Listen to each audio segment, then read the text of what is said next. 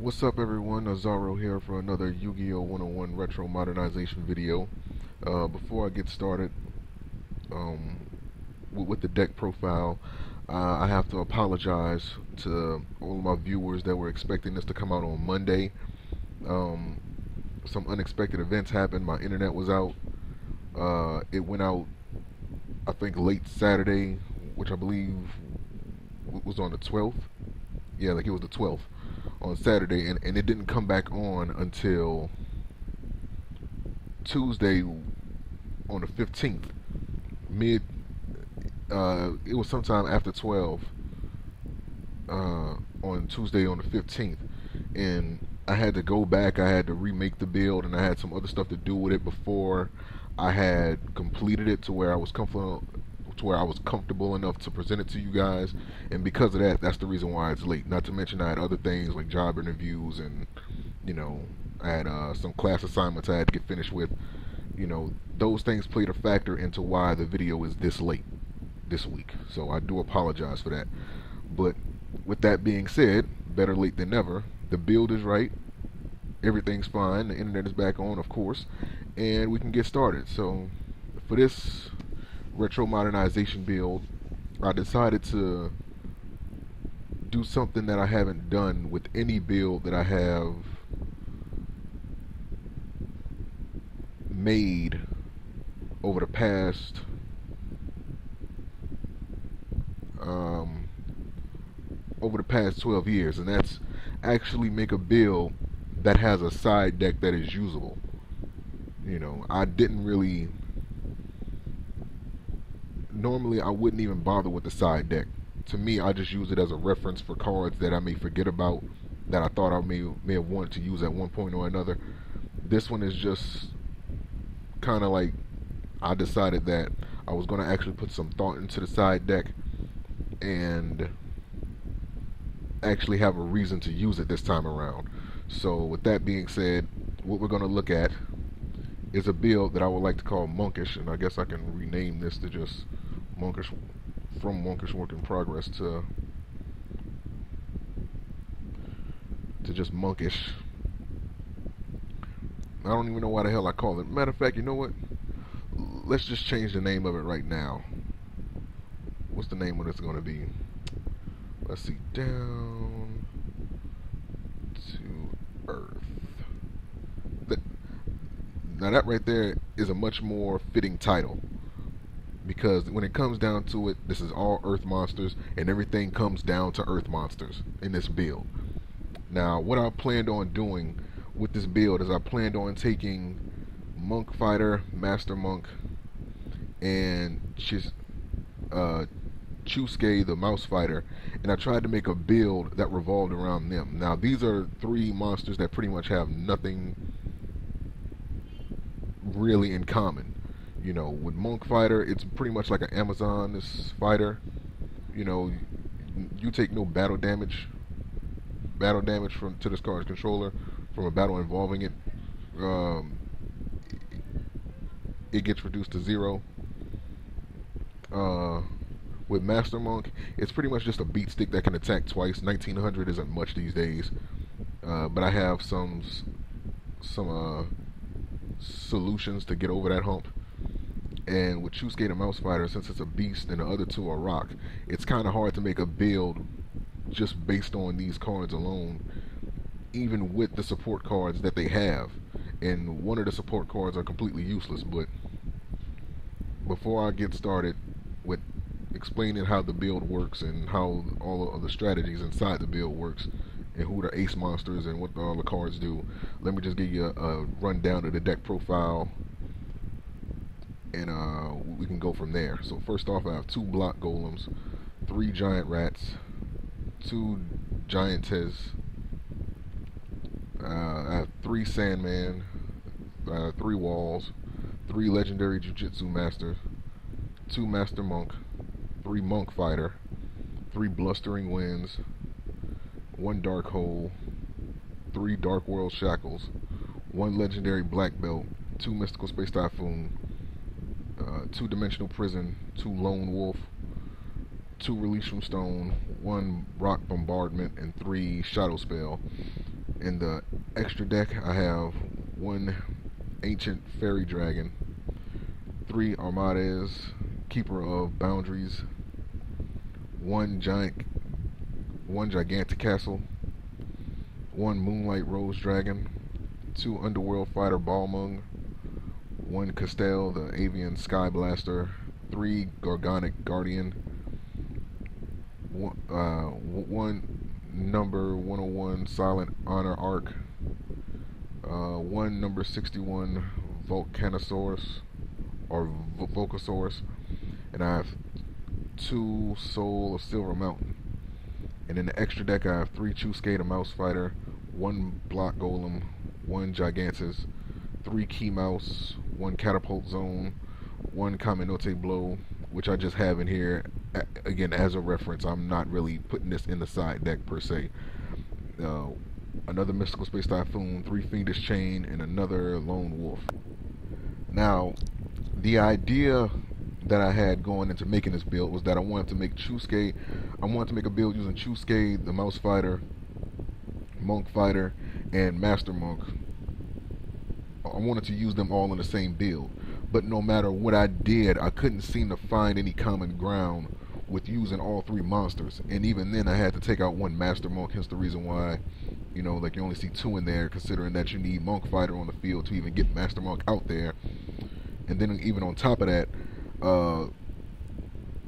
some of their support cards work better with Monk Fighter than the other two, so it just benefits me it benefited me to take out Chusuke the Mouse Fighter and kind of make like a side build with them, and I'm going to explain that as the video goes on. But I kind of have like a rock build slash exceed build going on, slash a synchro build using Chusuke the Mouse Fighter.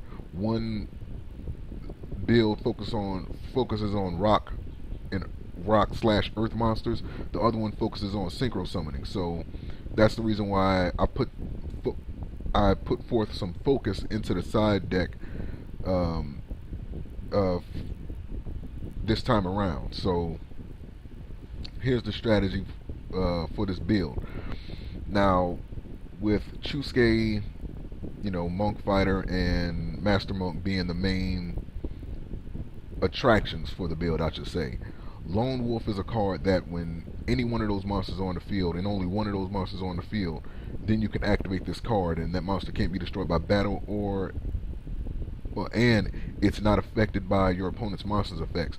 Now, one thing I found out about the ruling is that in order to activate Lone Wolf, only one of these monsters can be on the field. Like, only one. If the one and only monster you have is either, you know, any of the three monsters. And once it's activated, you can you're able to summon the other monsters, and those effects are still applied to that monster that you just summoned. So the activation in order to activate Lone Wolf, you can only have one of the said monsters on the field, and then after that you can just summon the other monsters on the field, and the effects of Lone Wolf would still be applied to that monster. So that's something interesting that I found out about. Now, for this build that I have right here, it focuses on rock type monsters more so than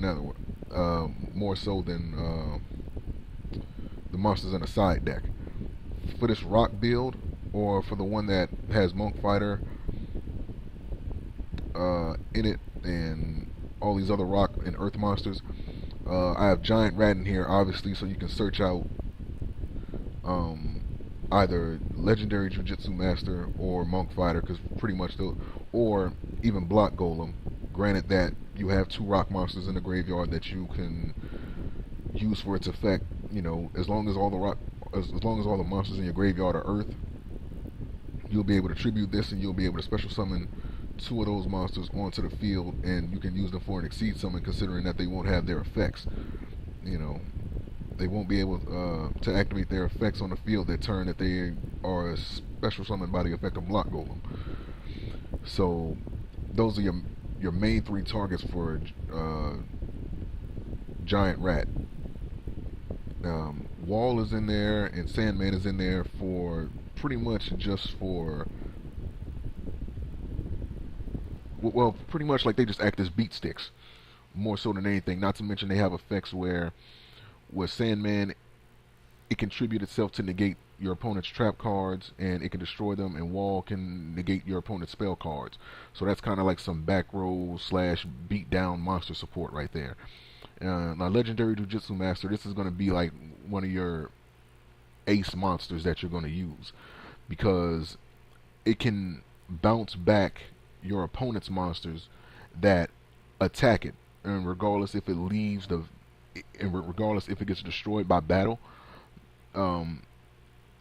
that effect still applies. And since there's a lot of monsters in the game these days that can't be destroyed by battle or by card effects, having a card like Legendary Jujutsu Master in this build is actually pretty damn good. And even like with the fact that it's a rock monster makes it even that more valuable to the build, because you can just bounce the cards that do battle with it, you know, right back to the deck. So extra deck monsters get sent back to the extra deck. Legendary or any main deck monsters get knocked back to the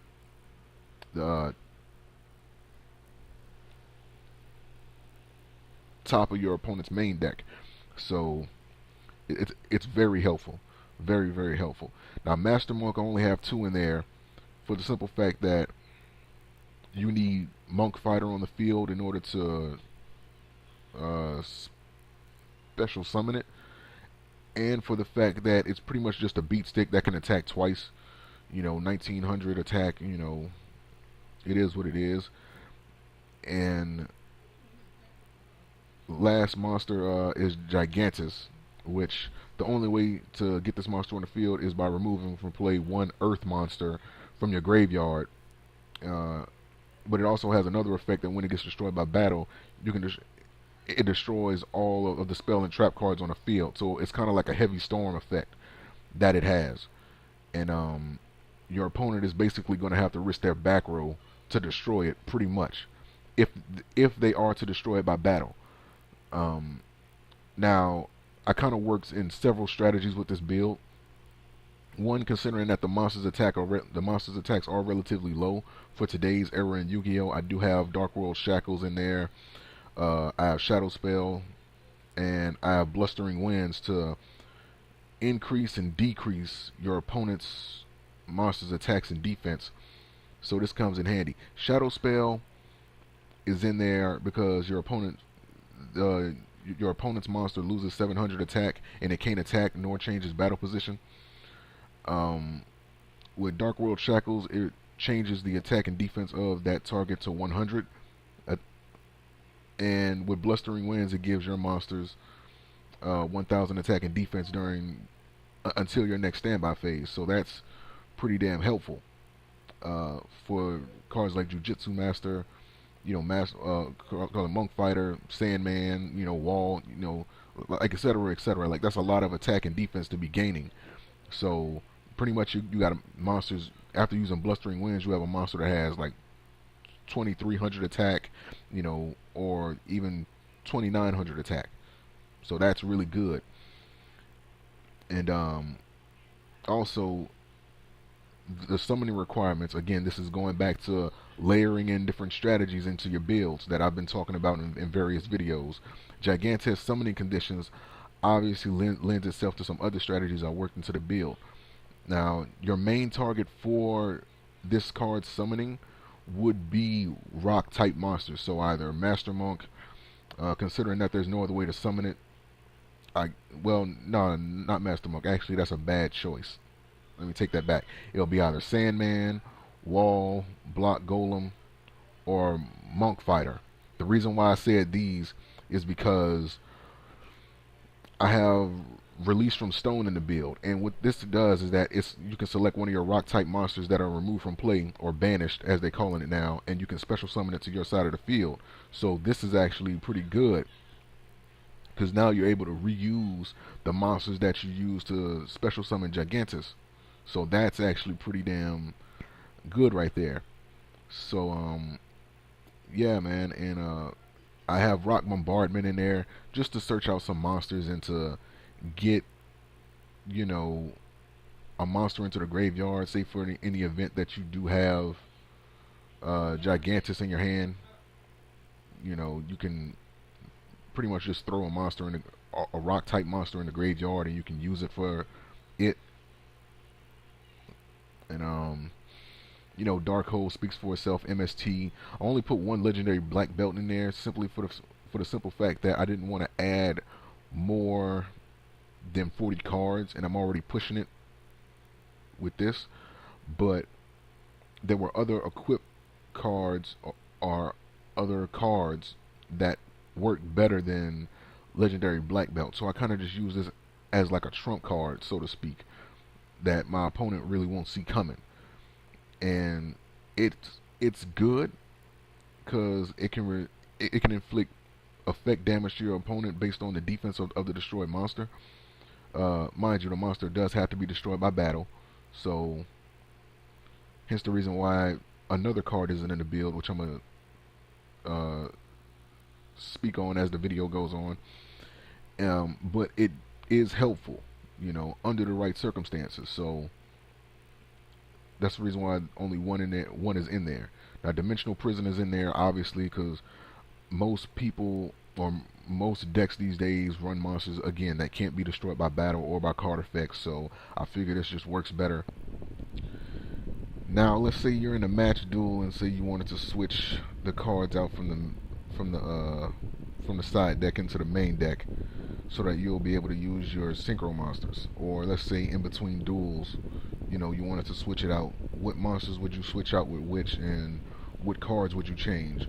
So obviously, more people are more conscious about, you know, the monsters these days, considering that the majority, well, pretty much damn near all monsters that get released these days have effects, and they're less worried about reducing the attack of the monster.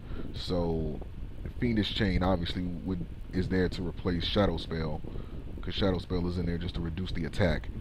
And as far as the monsters go, you know, there's Key Mouse and Chusuke the Mouse Fighter that you would want to throw in there, and Lone Wolf is in there.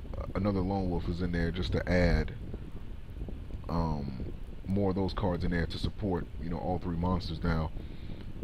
Monk Fighter, Master Monk, and Chusuke the Mouse Fighter, if you feel like you want to add it in there. I'm not saying you need to. Now, the monsters that you would want to take out to replace with these six, it would pretty much look like this. Yeah, I kind of get like a little time stop, like a little time skip. You guys didn't really see it, but as you can see, I replaced Shadow Spell. I replaced Shadow Spell with Fiendish Chain. I took out the legendary black belt for Catapult Zone, which probably wasn't too smart, considering I don't even see the need for Catapult Zone at that point. Maybe if you want to throw in another MST, you know, who knows? Or even if you want to keep in legendary black belt. You know, like, I didn't really think about the spell cards. It was more thinking about the monsters anyway. But yeah, that's some cards you can switch out. But yeah, as far as the monsters go, I took out 2 walls, a giant rat. I took out one of the block golems that I had in there, and I kept out 1 Chusuke, and I took out 1 legendary Jujutsu Master. Now, the reason being, actually, let me go back. I'd much rather, let me see, is this the one that does traps?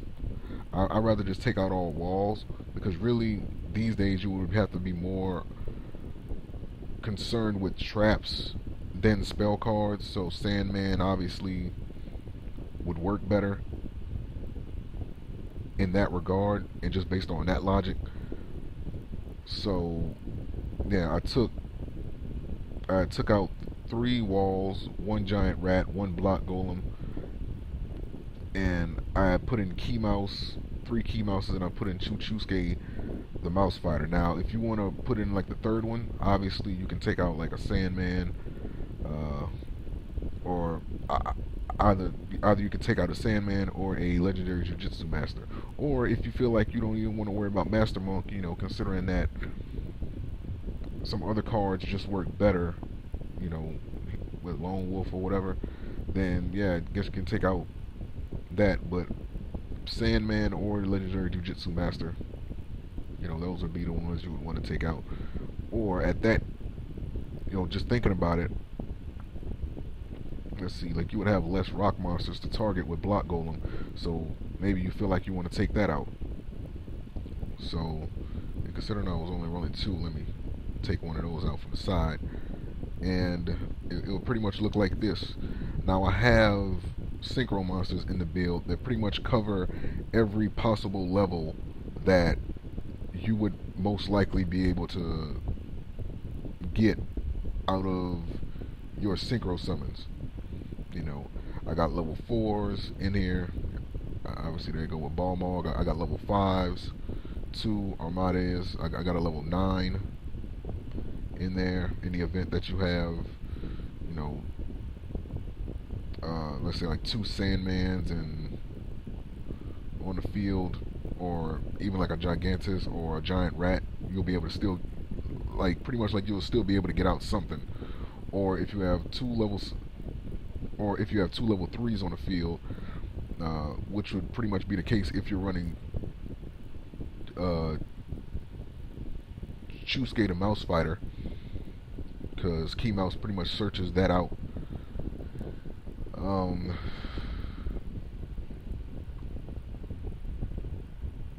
There we go.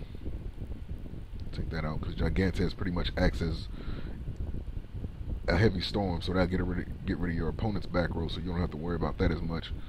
And you're going to need more Lone Wolves, considering that you have more monsters that Lone Wolf works with in there. So I just did that little quick switch. But yeah, Key Mouse searches out Mouse Fighter, and so can Giant Rat.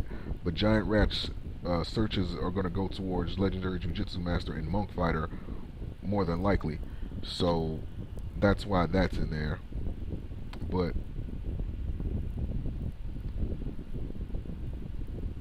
yeah, Key Mouse searches out Chusuke the Mouse Fighter, so you'll be able to get this on the field relatively easy, or you'll be able to search that out. So there's a chance that you'll be able to get, say, like a level, or like 2 level 3s on the field. And if that's the case, I got level 7s in here with Moonlight Rose Dragon. Or if in the event that you have a level 4 and a level 3, then Tuner Monster Key Mouse is level 1, level 8. Tuner, not that. I mean, like a level 8 Synchro Monster. Yeah, I don't have a level 8 in this. I was just thinking for a minute. Like, I don't have a level 8. I got 2 level 7s, a level 9. Yeah, okay. I was thinking correctly. I was kind of thrown off a little bit by what I said, but yeah, okay. So you have 2 level 8s on the, you have 2 level 4s on the field. Then you have Key Mouse on the field. That's level 9. That's 9 levels. So you'll be able to get Gigantic Castle. Level 7s. Moonlight Rose Dragon is in there just to bounce back your opponent's monsters, and Ancient Fairy Dragon is in there because now that you're able, well, now that the rules change and now each player can have a field spell card on their side activated at the same time, I think a card like Ancient Fairy Dragon can become more helpful. It's more useful now, so that's why it's in there. It can help you gain life points, and on top of that, you can search out a field spell card if you have Catapult Zone in there. If not, then you can just do it for the life point gain. It doesn't matter. So,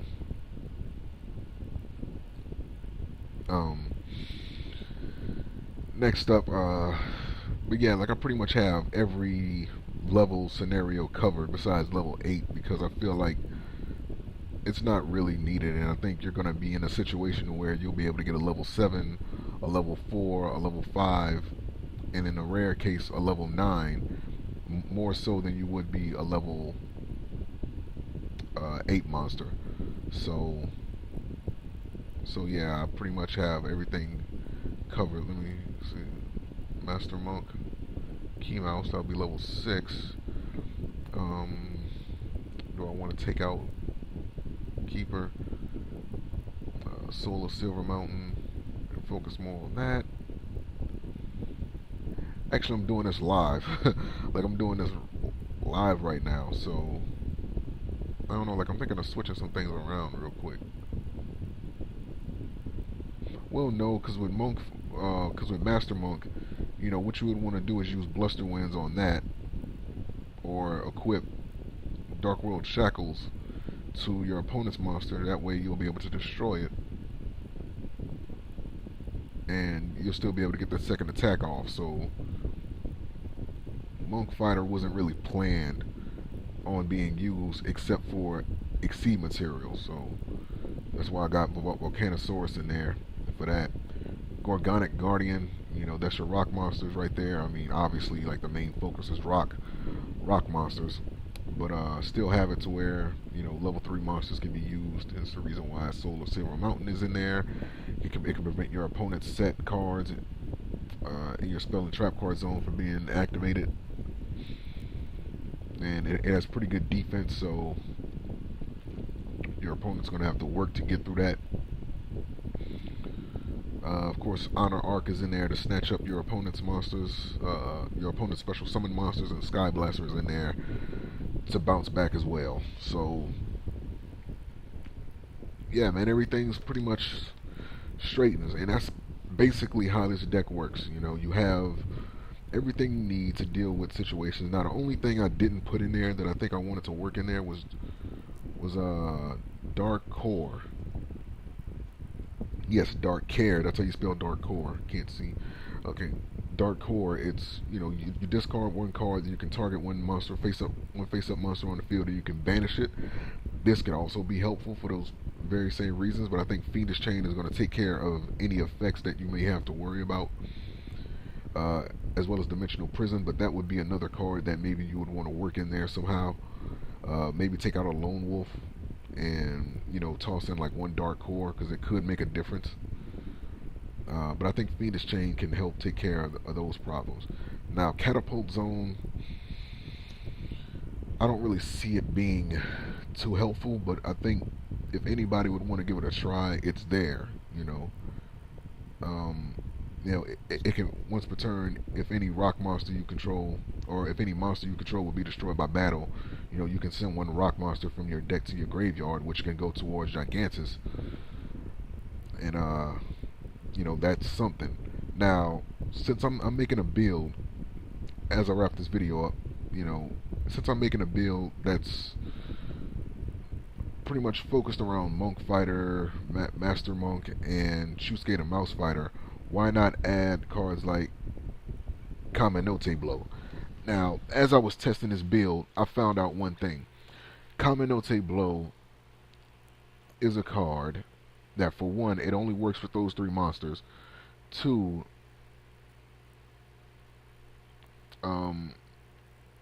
it only works on monsters that are attacked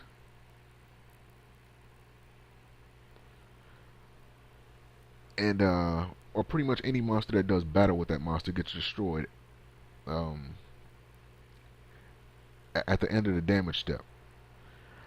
I came to the conclusion that Kaminote Blow is not that great of a card, simply because there's other things that work better with what I was trying to do and the strategies I was trying to implement.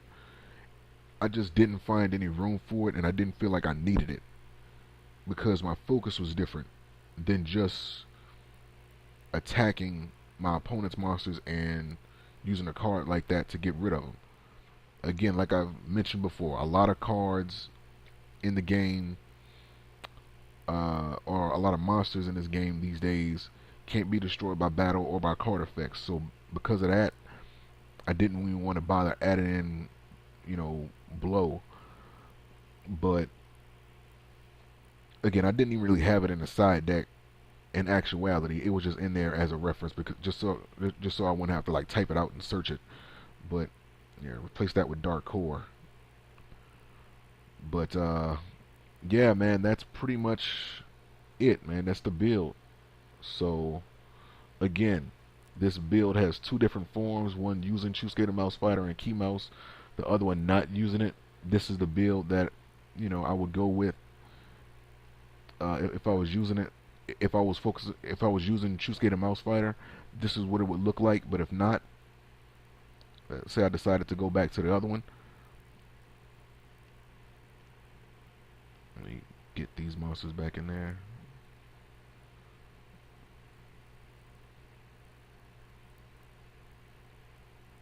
Take it out. Take out Mouse Fighter, Key Mouse, Mouse Fighter. Throw that back in there. Give me mouse.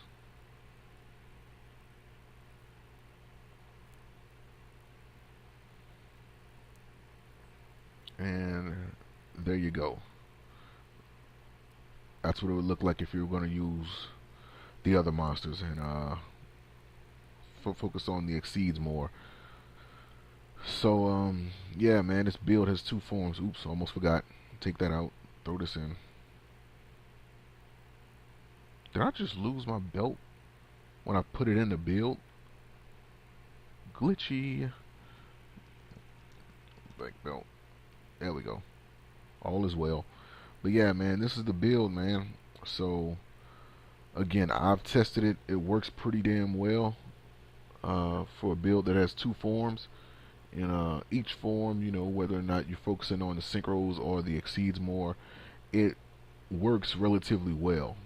And again, with Shadow Spell, you don't really have to use it in this build. I just have it in there to aid with reducing my opponent's attack, because when I have the build in this form, that's what I'm more concerned about. So not to mention that it can change his battle position, which was actually one thing I didn't pay attention to Shadow Spell. So yeah, that can be, yeah, like Shadow Spell can also work with Legendary Black Belt. Well, not work with it, but hmm.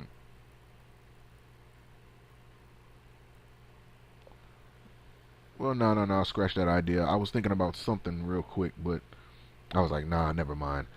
I was going into a place that didn't make any sense, so forgive me for that. But yeah, yeah, man. So this is the build. It has two different forms. It works relatively well. So try it out. Tell me what you guys think, and I'll see you guys next week for another Yu-Gi-Oh 101 Retro Modernization. Until then, peace and take care.